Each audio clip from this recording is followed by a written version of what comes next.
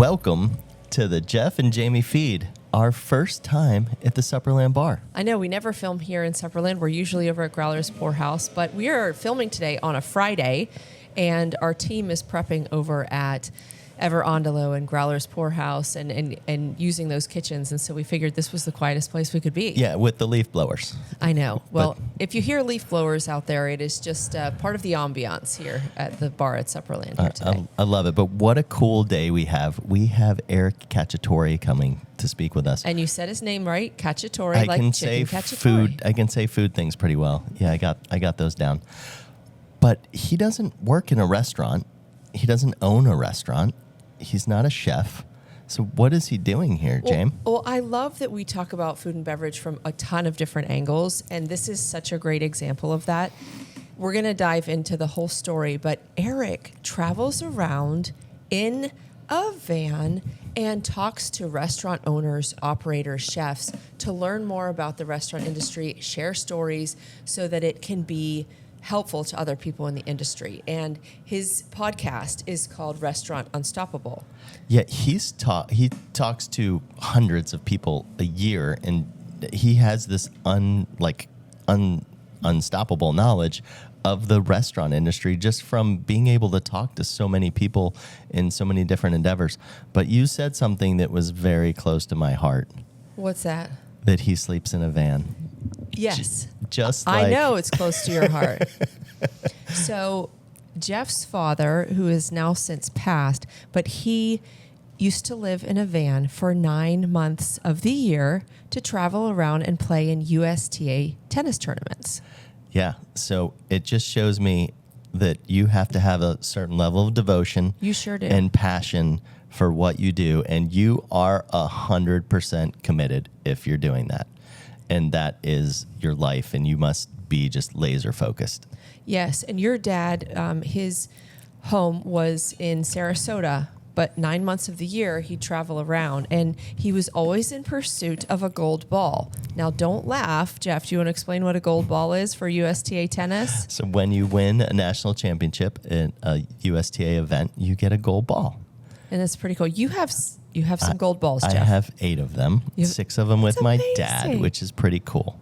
So we got my dad some gold balls, and we had fun playing father-son tennis together. Yes, I think one of the most beautiful things, too, about your father's story is that it has been documented, at least in some light. He was featured in a documentary called Gold Balls, and it follows ultra senior men's tennis. And it is such a fun story, and there's kind of 5 characters that they follow, and his dad is one of them, really one of the 2 main ones that they follow. And what you will see in that is that passion, that devotion, that love for what he does. And I will never forget, there's that one scene that always makes me tear up, and it's, now mind you, this man is 85 years old, and he sleeps in his van, but not just sleeps in the van. He sleeps on the floor of his van. He's got a little mat. He has a mat that he sleeps on, but there's that scene where he is out running in the rain. And you see him running through the park here in Charlotte. That scene was actually filmed here when he was traveling through. And then he goes and he crawls into his van and goes to rest on this mat. Yeah. And it is just, it's so... just heart-wrenching to me, I think, because I know that wasn't an exaggeration. Like, that was no, and he didn't him. care at all because he's so committed that he's just everything else in the world does What's there to complain about? I'm playing tennis and I'm going to win a tournament. Yeah, so I love it. I love the parallels, and I can't wait to just get in depth with Eric and see where this goes. I love it. Let's go ahead and bring him on.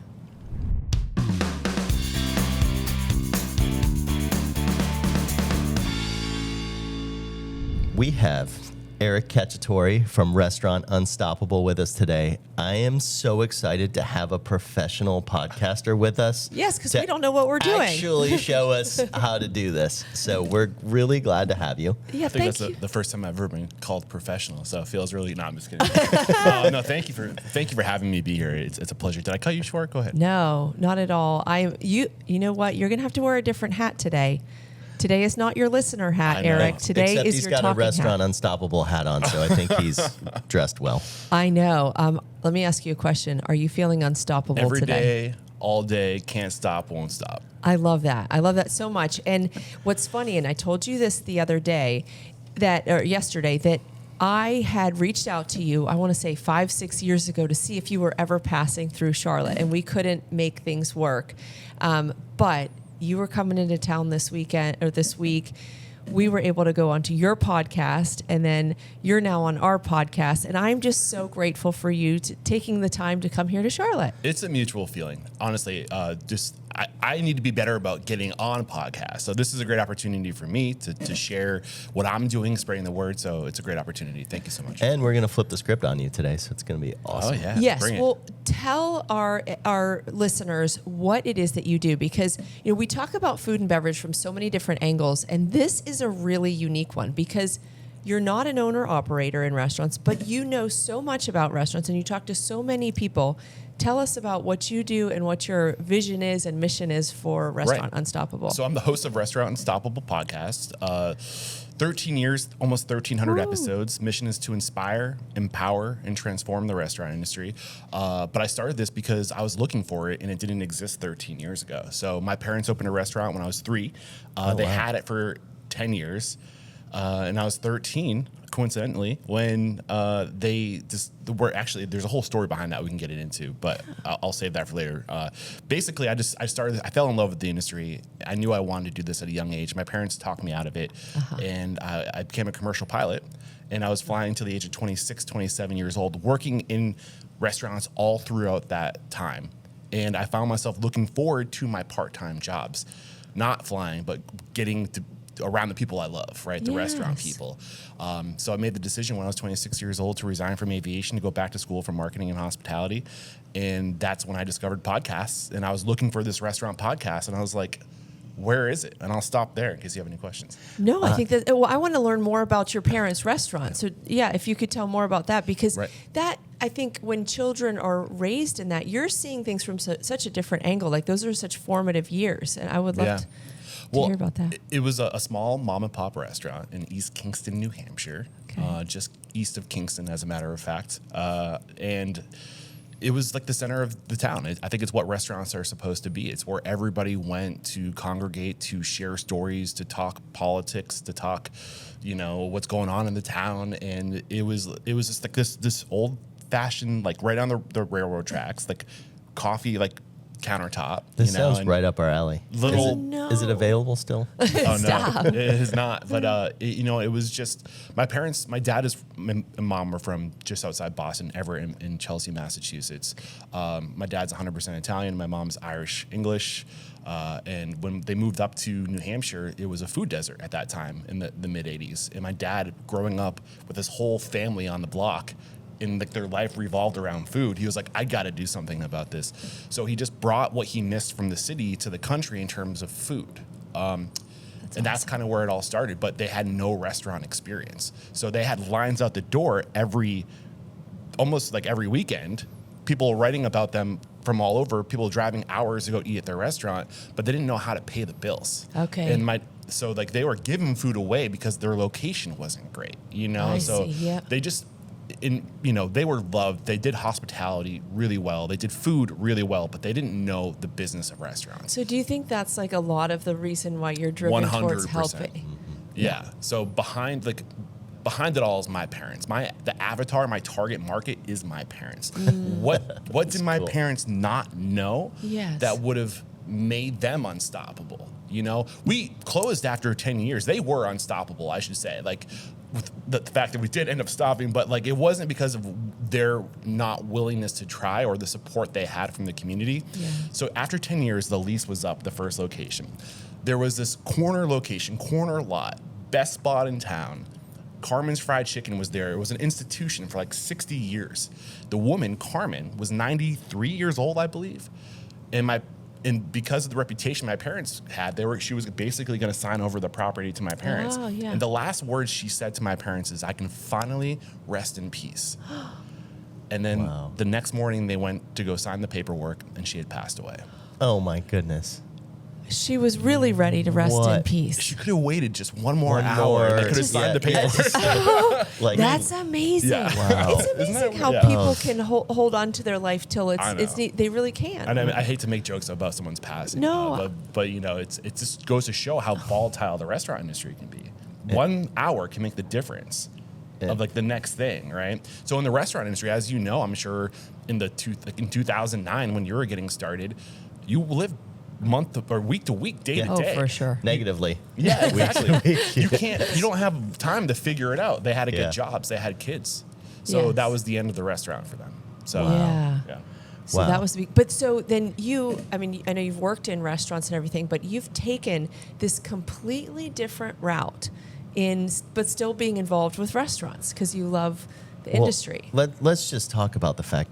I mean, I've had a few conversations with you, and I've listened to your podcast, and Thank you are so knowledgeable and an expert in like so many different fields surrounding the restaurant business, and you can just tell it's because, I mean, the numbers don't lie. You've had 1,300 conversations with the top restaurant people across the country. And that's what you do, and you're doing it every single day, having these in-depth conversations. Your conversations aren't just glossing over either. You are diving in, Yeah. getting all the info you can. I get all up in those nooks. Yeah, and and then you're supplanting it too with reading books and keeping up with what's going on in the industry. And so it really shows that it's crazy. You don't work in a restaurant, you don't own a restaurant, you're not a chef, but you are a restaurant expert. Well, thank you. It's a very nice compliment. I do feel like an imposter a lot. I do suffer from imposter syndrome. Don't we all? Well, I mean, We all do, Eric. I host arguably considered by many, and it's a honor to be considered by many the #1 restaurant business podcast, and I've never opened a restaurant. It's okay. Who the Exactly. hell am I? But you're listening all Yeah. the time. Yeah. Well, thank you. Yeah. But I did grow up in the industry, and I got to experience first row seat of what it's like and how hard it is, but how great it is too. Being a part of a community, being the center of a community, being able to carry a conversation with adults at the age of 5 years old, which has probably been grooming me to be a podcast host for all this time. But the dream was always to open a restaurant. The reason I became a commercial pilot was because I wanted to make a bunch of money, So you could retire, open and open a restaurant. I love it. Because my parents taught me that they convinced me not to do it, but really what I learned or what I pulled from that was make money first, then open a restaurant. And then spend it all. Yeah, and then burn it all. Opening a restaurant. Yeah. Today I won't open a Interesting. restaurant unless I have an army behind me and I'm $2 million of somebody else's money Yeah. to burn. I don't know if Having 2 million is investors. enough I right know, now. right? It's Well, for a expensive out small there. place though, like Yeah. a mom and Well, pop that's shop, it's amazing. great point. Yeah. Or just start really small. How bad do you want Yes. it? You're not defined by your restaurant. You're defined by your vision and by your willingness to show up. So, like, you can start by getting the domain and doing Yeah. pop-ups. Yes. That Yeah. costs very little. You are a restaurateur. Yes. You know, at that That's- point, because you're on your path. That's right. That is so true. So your lifestyle is kind of unusual. How often are you on the road in your truck? Do you call it a truck? What would you call It's a it? truck camper. A truck camper. Yeah, it's Yeah. a Chevy Silverado 3/4 ton pickup truck. And on top of that sits an Adventurer 86 FB camper. I knocked on his door this morning to invite him inside here to the podcast. Yeah, it's And great. I was like, oh, hello. Park right out front. Good morning. I love that. I love that. Okay, so the camper has been a part of my life for 3 years. This is my 3rd year on the road, not continuously. Yeah. But the reason I got the camper was because I wanted to do more journalistic work. So prior to the camper, I was on the road once a month for a week. And Okay. I would go to a market, I would line up 10 interviews, and I would crank them out, and then I would come back home. It was like a sprint. But what I started to, like the last question I asked you, and I ask all my guests, is who do you respect and admire and think would make a great guest on the show? I don't want to be the one who decides who to make an example of. I want to democratize and decentralize that level of, it's not like being a guest on Restaurant Unstoppable is going to like drive traffic to your business like a Michelin or a Beard Award. But I do think that success recognizes success. And I do think that the people that I'm looking for aren't necessarily the people that are looking for the attention. They're in it for the love of the game. Right. So how do you find those people? right. Through word of mouth. Yep. So to get around to it, the camper lets me go into a community, with 2 or 3 leads and stay as long as I need to find out who those people are through networking and talking to others. So it just kind of lets me go deep so I can be in town for a month. As long as I need to be to get that person. Because you have all your work stuff with you. You have a great little, okay.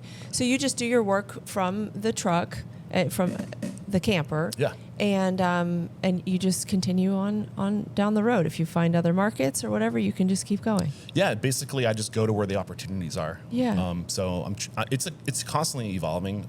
Where I'm at now is I really just want it to be like, who is the person, or the maybe it's not even a restaurant owner, maybe it's an author. Who's the thing that I'm really curious about? That's going to be what pulls me to a market. And then while I'm there, how can I get 8 more interviews? Right. Yep, for sure. So this lets me do that at a consistent $2,000 a month. You know, I can budget that. Like I know this is like, and then gas, which is throwing a hard curveball. It sure is right now. That was unpredictable. But anyway. Well, what's your favorite part about like the lifestyle of being on the road? I know you have a girlfriend back home, and family and so forth. But what is it about do you love being on the road? Is it fun? My number one core value is freedom. And I learned that, I think I've always known it, but I've taken all the personality tests, and now I definitively know that my number one core value is freedom. Amazing. Autonomy, it's beautiful. Agency. I want free will, and the camper lets me do that, and it lets me do it on my terms, right? I do have a girlfriend now as of 2 years, starting this August, 2 years. So it's going well. I don't want to jinx it, knock on wood. I know this is real wood too. This is real hickory. That's right. So it was actually my after my first year on the road was when she and I started dating. So it actually is serendipitous because I got out of my apartment. I basically shifted my apartment expense, $2,000 a month, to my living expense on the road. So I wasn't homeless, but I was all in on trying to get this to happen. So I came home for the summer. My family has a cabin in Maine on a lake. So I just park it up there, and just like that's my happy place in the summer. It's beautiful. And that's when sounds awesome. And that's when Courtney and I met. So the timing was serendipitous. She's been incredibly gracious. She has a beautiful home. So I call her my sugar mama because she lets me. So let you stay there every once in a while? I do pay rent. I'm usually on time with it. She's great. Yeah. I love that. So how is the podcast business going? I know it's evolved a lot. Like we've switched to video, and I think people have gotten a lot more professional with their podcasts, and the technology's a lot better. But how is it? Is it a viable business plan? It's so hard to know how your podcast is doing sometimes because it's so hard to compare. At the peak, my show was getting about 5,000 to 6,000 downloads an episode. Okay, which awesome. Yeah, it doesn't sound like a lot. Like I'm nowhere near Joe Rogan, right? I'm not getting millions of downloads per episode. But the thing about podcasting is that it's a very targeted audience, like right? So you can't. It's a very complex thing to measure value on a podcast. Mm-hmm. So 5,000 to 6,000 downloads is probably 5 to 6 times more than any other podcast at one point in time. Yeah, right? that had to put you pretty high in the rankings of as far as restaurant podcasts go. So keep in mind, I started the podcast in 2013, 2012. Blue Ocean Effect. I was first in the market, and I was putting out at one point 3 episodes a week. So not only am I putting out twice as much content, but I started twice, 3, 4 times as long ago. Yep. So I think do I think I'm the best restaurant podcast? No, but I think you're pretty solid. Thank you. Yeah. I think the reason why I rank really high is because of how long I've been doing it and how consistent I've been doing it and how much I've been doing it. So those things in the world of ranking and SEO carry a lot of weight. Up. Yeah. Would you say that consistency is like getting the 3 out a week is one of the big things that let you thrive? That was probably a 1 year period, and I was like, this isn't sustainable because I was also working full time on top of that. Yeah, we're every other weekers. Yeah. Well, I mean, I think what's more important is consistency. So I wanted to go all in and have this be my full time thing. You are running 6 restaurants on top of doing this and a show, building 2 more. And if I have advice, kids. If I have advice for anybody who's starting a podcast, know that it's a job. It's a lot of work, and consistency is hard. So it's better to start doing it like once a month. Can I handle this? Can I do one more? Then add on. Yeah. Okay. We're lucky. We have a team that helps us out too. So just like everything here, we have 330 employees, and so we have some that come and help us set up and do the sound. And so how do you like you've got your podcast? How do you mentioned the idea of growth and so forth? What does growth look like for you? You're a one-man show, but you've got there's uncountable restaurants and topics that you can go into, but what does that look like for you, like growth-wise? What's your vision? I'm going to answer that, but you asked me a question that I haven't answered yet, and I still don't think I've answered your question. Oh, so no. How long am I on the road? 5 to 6 months out of the year is Okay. what it looks like right now. Nice. I'm trying to get between 3 and 4. I'm trying to figure that out. And the question that I didn't answer from you is, how's the podcast today? I say between 3,000 and 4,000 downloads is what I'm doing, but there are also more restaurant business podcasts today than I can count, and the market hasn't changed. So I think that but you still have to be near the top though of those. So while you might have a few less, I don't know if there's. If you Google search what is the #1 restaurant business podcast, Restaurant Unstoppable is the top result. That's what I'm talking about. I love that. That's it's not the feed. Those are also algorithms. You know what I'm saying? So like do they show some level of truth? Yeah, but more almost twice as much content as the next most produced podcast, and almost twice as long as the next. So I think I just want to be like humble and say like that has a lot to do with the #1, and I'm not like crazy like I'm the best at what I do. It's like it's consistency. Show up first to market. It means a lot. But to answer your question that you just asked, that was on the heels of that. What was it again? Remind me, the most recent one. Jeez Louise, I got so captivated by what you were saying. I'm not even sure what I was asking. Growth. Oh yeah, growth. Yeah. Okay. How are you going to scale this thing and grow? That's a great question. So that's one of the biggest, like, what is scale, right? And that's probably one of the biggest things that's been holding me up as the host of Restaurant Unstoppable. Like, what is the goal? What does it mean to be unstoppable? Like, do we scale to 1,000 locations? Do we do 6 locations really well and make a big impact in our community? Like, what is growth? What is the goal? Yeah. So in terms of scale, I think if I have to pick a side, if there's a line, I think scale is doing what you're already doing better. So that's kind of where I'm at right now. And I think if you do what you're already doing better, if we are judged on that, then opportunity comes. And then it's a game of picking the right opportunity, right? I mean, that's a big thing. I mean, I think that's like kind of one of our core things is just keep getting better. Yeah, the continuous improvement. Continuous every year. improvement. Keep learning. Keep getting better, and you'll get to you'll be in a better place. Even if you don't open another restaurant, just do what you're doing better at all the places where. Where am I right now? I think, how do I do what I'm doing already better? Or how am I doing what I'm already doing better? I think it's me doing more of what I'm supposed to do and outsourcing a lot of what I'm not supposed to do. Right. So in order to do more, you need to learn how to do less. Right? Yes, always. So that when you can start giving away your tasks to other people, you start like thinking big, moving things along, because you have the bandwidth, you have the time, doing more of what we're very lucky to have our Susie Films partners that we do our TV show with to help. Like, these folks got all these partners. I gotta ask them about how to do that. Yes. Yeah. So it's nice that they're helpful and help produce the show for us. Yeah. And kind of put everything together so we can really focus on bringing in really cool guests and having conversations with them. And that's where I'm at right now is like I can't try to carry the world on my shoulders. My mission statement is literally to inspire, empower, and transform the industry, but the layer below that is to change the world through inspiring, empowering, and transforming the restaurant industry. So I can't change the world alone. I can't. Yeah, but it does, like, that kind of spirit like tells you one person can make a difference, and we talk about that too. Like sometimes you feel one like spark is all it takes. Yes, exactly. And it seems like it's not a big deal if you do this one thing, like us moving that building. September 2024, moving that. Like it felt like, does this even matter for Charlotte's historical culture and scene? Okay, maybe it's not that big of a deal, But if a whole bunch of other people do some big things like that to help preserve or to help tell that story of Charlotte's history, it does matter. And then what you've done, like you've built with others to create change. Yeah.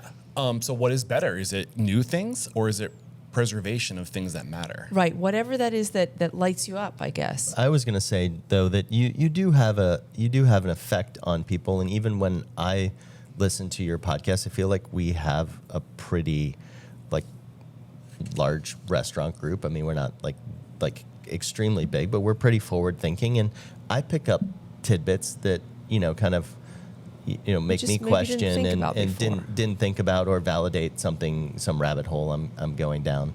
Yeah. So I appreciate all of those things in those That makes me happy. conversations That's what you it's bring all up. about. Yeah. Yeah. And that's really the thing is like I go into every interview as a student, and I try to wash myself of any bias I have. Easier said than done. I'm not always perfect. But I really try to go into it with an open mind. I only give myself 30 minutes to an hour max to do research on my guest, because I don't want to go in with preconceptions. Yeah. I want to go in as somebody I just met and I heard I need to talk to you. Yes, you a might fresh be able to help me, conversation. right? Yeah. And then you just kind of you can take it all in, and it lets you be curious. You don't have any preconceptions. You can just listen and hear from them what their story is and what matters to them. And to your point, everybody I talk to has a unique pathway to get to where they got to. There is no one path.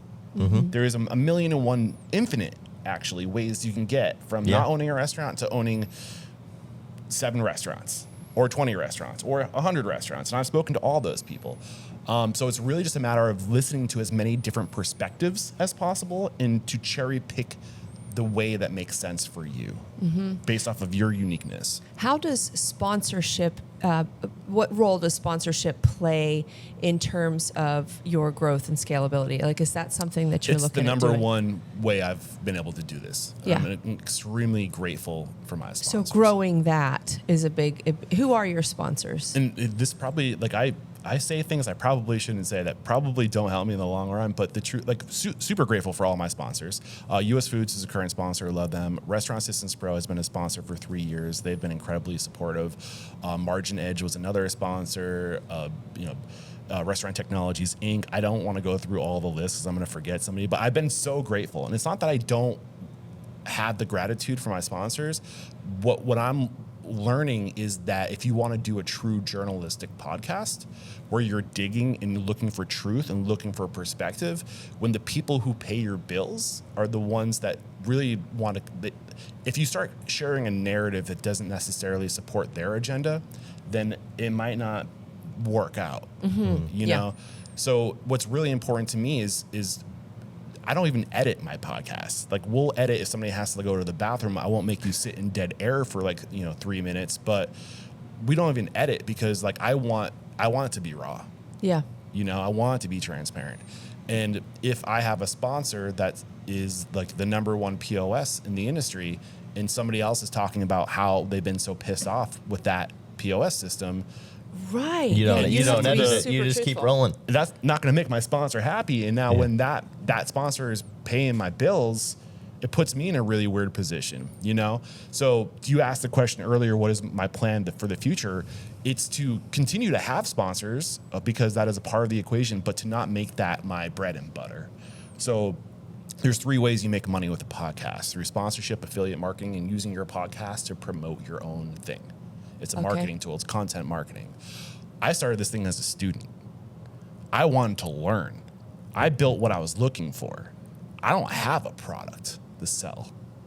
I don't even own a restaurant to promote. Yeah. So my whole thing is I'm trying to figure out what is it that I can create that's not the podcast that I can generate revenue from. So the other part of Restaurant Unstoppable, our vision. So you have restaurantstoppable.com LLC at the top. And then below that, you have Restaurant Unstoppable Podcast. And now I'm trying to vertically integrate in Restaurant Unstoppable Network, which is a 13-year, 1,200, almost 1,300 plus word of mouth network of specialists in leading restaurateurs across the country to say, listen, part of the answer to our future is we don't have to do it alone. We have to stop looking at the other restaurants in our communities as competition and as collaborators. And it's the best in the industry that choose to collaborate with others that rise to the top, because we're all specialists. We all bring something unique to the table. So what if we magnified that? What if we created a network of leading restaurateurs across the industry? And here's the other thing. If we're going to change the world, we got to pull in the same direction. So what is that direction? Yeah. And who's going to decide? The tech companies or the restaurants that actually are in it every day, that are on the front lines? Because I'll tell you right now, the tail's wagging the dog. The restaurant industry is not in charge of the restaurant industry. And that's another reason why I'm worried about sponsors, because I want to talk about this. And I think technology has a big influence on where we're going. And it's not good. I think the power of the tech companies, though, is moving back towards... It's waning. It's coming back towards the restaurant Why do you think that?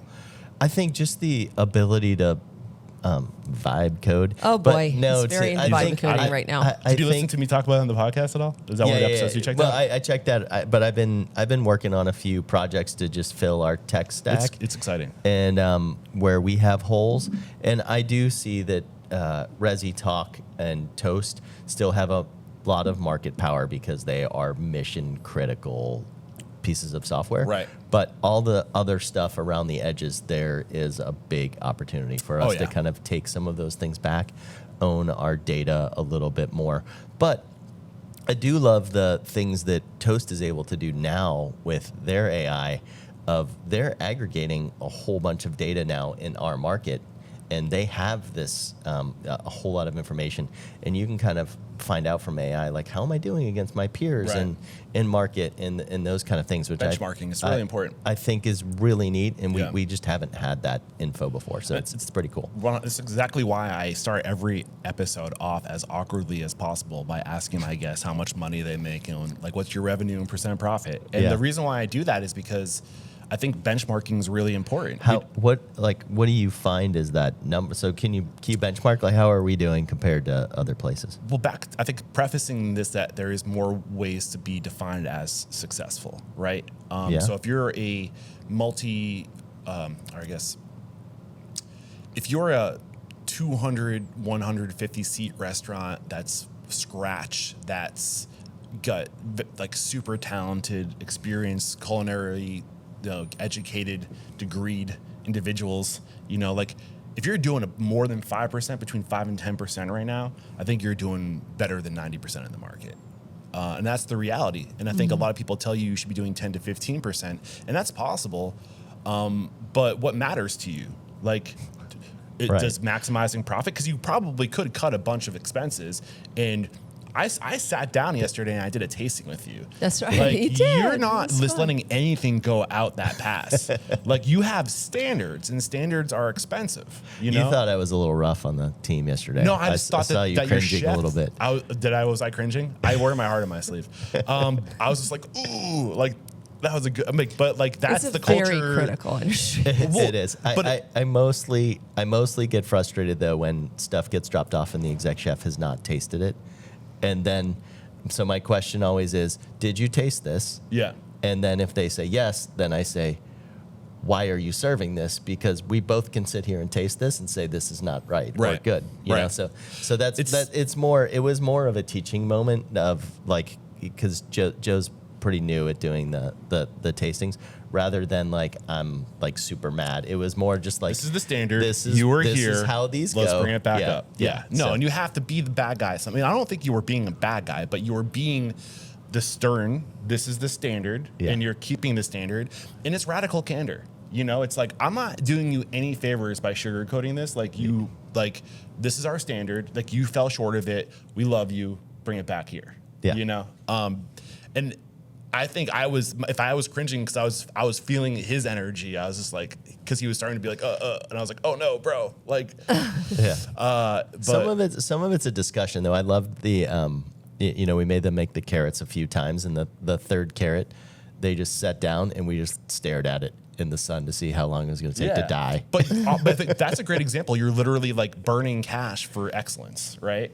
Because you have this. There at one point there was a conversation about, okay, how are we're gonna comp this as what was it? How are we handling is it in the R&D budget or is it in his food budget? And whether it's R&D or comp, it's still hitting your bottom line. It right? doesn't really matter to me. Yeah. So like we have to do it. Right. So. But the point is, it's like you have an R&D budget that's coming from profit at the end of the day. Yeah. Right. So could you get over 12% if you like took all these like little things and you compound them? Yeah. But what you're after is excellence. Yeah. And excellence. So, I mean, I have a list of all those things that would get us to 12%. And I always tell like the higher ups, I say, if something happens to Jamie and I, here's the list, like open on Mondays, like, you know, like let's operate efficiently. Let's do all the things and then sell it. And, you know, right. And, now there are restaurants but we don't operate like that. I talked to some restaurants that are doing over 20%.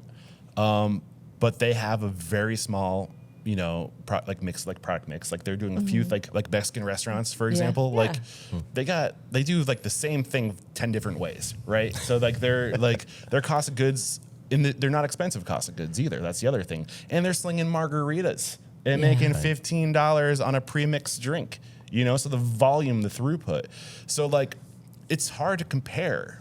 Like all the different, and then what about like QSR, you know, like, or fast casual? You're doing chicken fingers, and maybe every once in a while you might get crazy and throw some bread around it. Like the throughput there is incredible. Like you can literally meet, and it's like you can't compare yourself to that. You're not the same thing, you know? Right. Yeah. So being that you've talked to so many different types of restaurateurs and operators and everything, are there certain threads that you're seeing throughout, and maybe as a part of that too, like changes over time? You started, 13 years ago.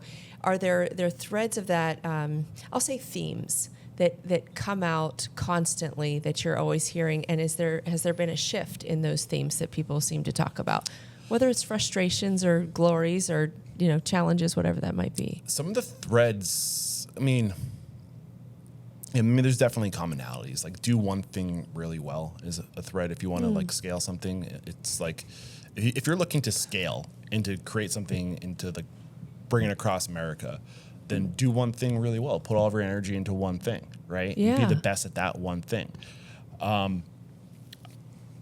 That's probably the most common in terms of like success. Behind every great restaurant's a great person. That's one thing that I love to say.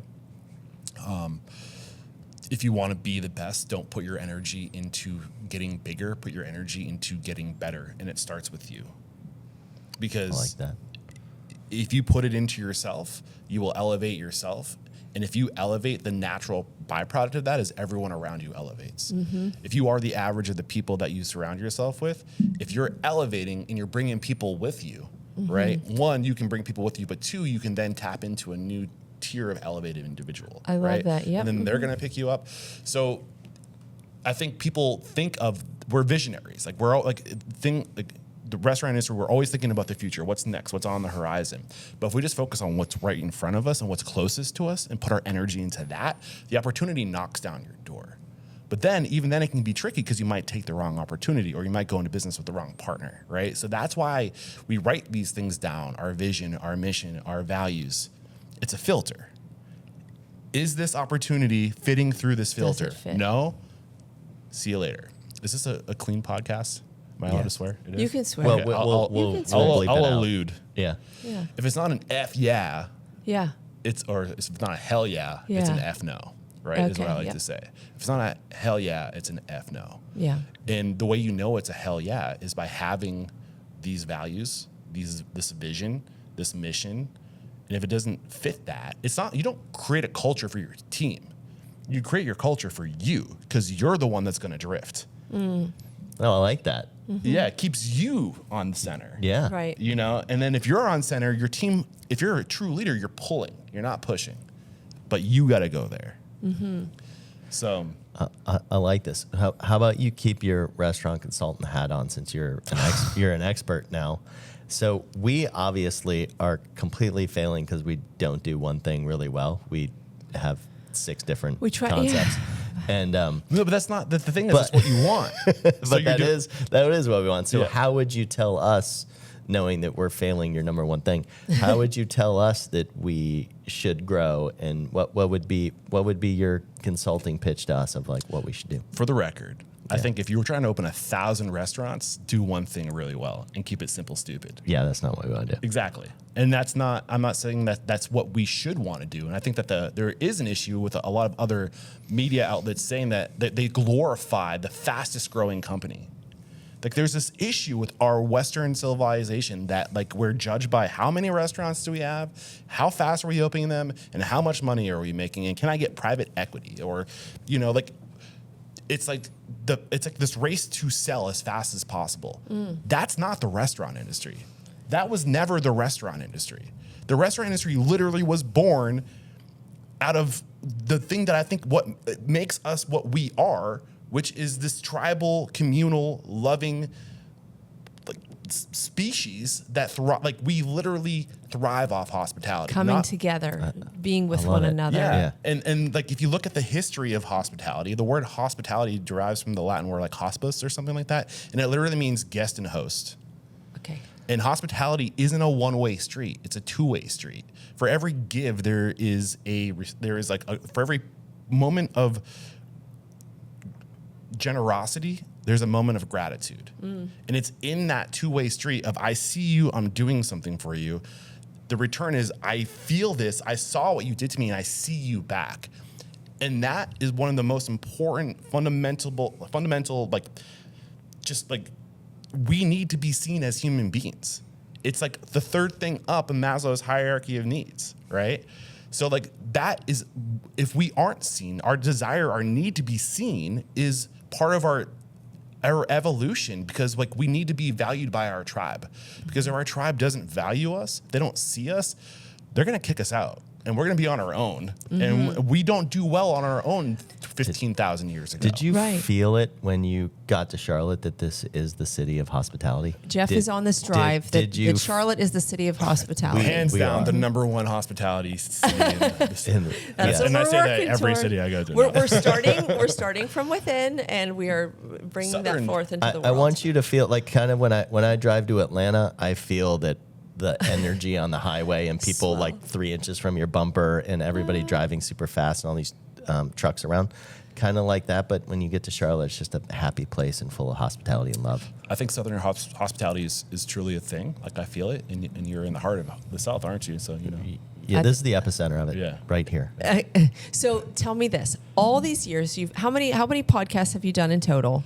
I think I'm in the 1,280 area, but to eclipse 13,000 or 1,300 this year. That's amazing. Yeah. So congratulations. Are there certain conversations that you've had that you're like, it has changed your view of the industry, or that were kind of pivotal moments as you were going through, and just, I guess, conversations you like truly remember? I get that and maybe you can point lot. us to specific episodes too for people. It's like I think it's like a parent with their children, like you love them all. Yeah. And I've done so many now that a lot of them start to bleed together. I mean, there's, if I'm the way my brain works, if we were talking about something, you'll trigger a memory.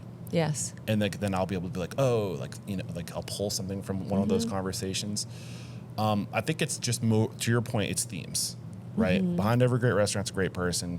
If you want to own a great restaurant, become a great person. Like that's how it works. More isn't better. I think that we live in a culture where we prioritize doing more, having more, being judged by how much we have. And I think that I hope, and it's part of my mission, to create a more conscious society that recognizes that it's not about how much we have, but how much we give. And you need more to be able to give more, right? And I think that's the one, if there's any reason why you want to get rich, it's so you can give it back. I often tell my children, like, their job as they get older is to make sure that their cup is running over, because if they're taking care of themselves and, being good stewards of themselves, health, mind, body, spirit, education, all that, then their cup runs over and they can pour out to others. Right. Yeah, that's it. And I think there's multiple forms of capital, right? There's liquid capital, assets, there's cash and there's assets, but there's nothing more powerful than social capital. Right. Showing up for people, Right. being there. We are tribal by nature. You know, like we need each other. And the best way to attract people onto you is by creating opportunity for them. If you make everything you do about helping other people, it comes back around. So, and I see that with what you're doing here in this city of Charlotte. And that is, and I meant to say this earlier, coming back to that thread of commonalities, it's the people who choose to go further together, or the people that choose to go together who go further, right?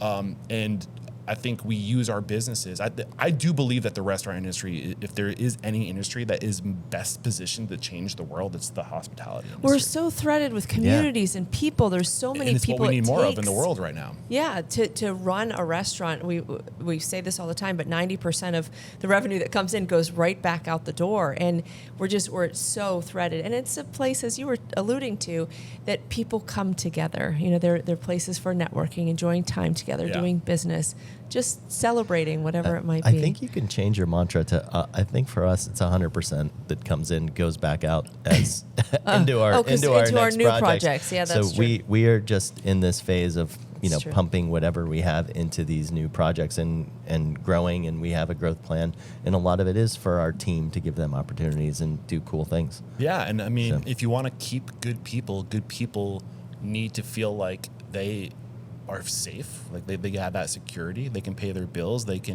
see a future where they're going to be safe. They want to feel like you value them, you see them. They want to feel like they're growing. They want to feel like they're getting better, and they also want to feel like they have found their purpose in life. And you can do all those under the umbrella of a restaurant. And to your point, there's so many specialists. We are so good at putting people on tracks and seeing what is amazing about that 18-year-old, 17-year-old, 15-year-old, right? That might be working in our restaurant. They aren't self-aware. They don't have a friggin' clue what they're supposed to do for the rest of their life. But you can observe them. You can say, wow, kid, you're really good at this. Like, you got a talent for this. And that is a hint. For that individual, I'm more self-aware now. I'm good at managing a lot of things. I'm really hospitable. I light up when people walk through the door. I'm really good at this. It's those reinforcements continuously through the career, the growth of an individual that will put that person on a track. And there's so many destinations within the industry where you can end up. There's so many tracks. Yeah, and that's so immeasurable. You can't measure, the thought that, I'm thinking of Sydney, our host over at Alleluia Hall, like that, I can see her light up when people walk through the door and how much joy she has and how much she wants to help people, and allowing her to see that treasure within her, that she is fantastic at that. She'll continue on that path in some way, whether it's with us or not. But you're right, like that growth of individuals, I think, is something that we are so passionate about. We have so many people who leave us all the time. Right. And but it's okay. Would they leave? Do they leave to go do their own thing? Sometimes, or they go on Sometimes, or they another go to track, grad school, or they or go to they- another restaurant. Yeah. They need to go on their own path, but we try to. But what if you could be a part of that next thing? Right? What if you could be the thing that opens up that next thing for them? Maybe they have a dream of opening their own restaurant. Well, you have reputation in the city. You have a network of people that can help them make it happen. Why not be the bank? They're going to go to a bank. Why not be the bank? Why not invest in them? Our money's all gone. It's all going into the Leaper Wyatt building. I can tell you why we can't be the bank. But in doing that, you are creating opportunity for others. Yes. Right? Yeah. And knowledge and support and things like that too. Right. So are there any questions? You always, as part of having your own podcast, you're constantly asking other people questions, and you probably don't get to talk very much, but are there any questions that you wish people would ask you to tap into the knowledge and expertise that you have? No, I can't think of anything. I'm more curious. You know, I think what drives me is curiosity. I can never I like the unknown. I think that's what pulled me into this industry, because I didn't know what the most successful. I didn't know what the restaurant owners that were going on vacation with their families that didn't really have great restaurants were doing that my parents weren't. Yeah. So the whole idea of one of the mantras of Restaurant Unstoppable was what the most successful restaurateurs know that you don't. Like, what is it? that like makes people successful. And I've learned a lot. But I think what I'm learning now is that a lot of what's holding independent restaurant owners back isn't within the four walls of the industry. It's outside of the industry. I think that there's a lot of things happening at higher levels that pull the restaurant industry off of the track it's meant to be on. And that's a whole other... Money speaks very loudly to people, I mean, right? We live in a national, global marketplace. And we're never meant to exist in a national, global marketplace we're meant to be... We're meant to know what's going on immediately around us. So I think when we have to compete at a global... Have you ever heard of Zipf's Law? No, but I want to hear it. No. So Zipf's Law basically states that in a given marketplace, that resources are distributed unevenly or disproportionately in a given marketplace. 200 years ago, a marketplace was a town. And so the number one, pick any category of like business.